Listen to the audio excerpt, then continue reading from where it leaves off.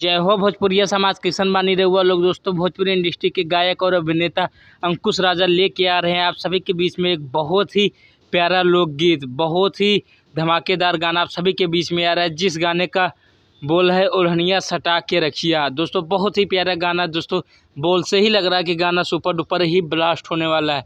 ओढ़निया सटा के रखिया। दोस्तों, इस गाने को गाया है अंकुश राजा ने और साथ में दोस्तों आवाज़ दिया है शिल्पी राज ने।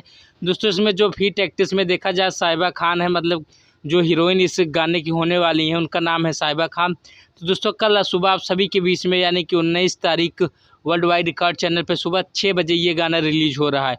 तो दोस्तों, मैं आप सबसे यही अनुरोध करता हूं कि जितना लोग भोजपुरी के सुनने वाला जानने वाला बाटे, आप सबसे यही नहीं हो रहा विनती बा, कल सुबह वर्ल्ड वाइड रिकॉर्ड चैनल पे ये गाना आप सभी के बीच में आ रहा है। तो इस गाने को ज़्यादा से ज़्यादा प्यार और आशीर्वाद दें, सुपर डुपर हिट बनाए। दोस्तों, जितना भी अंकुश राजा के फैन वाले भोजपुरी म्यूजिक चैनल को सब्सक्राइब करी जा, काहे कि अंकुश राजा जुड़ी हर खबर सबसे पहले आपके भोजपुरी म्यूजिक चैनल पे मिली।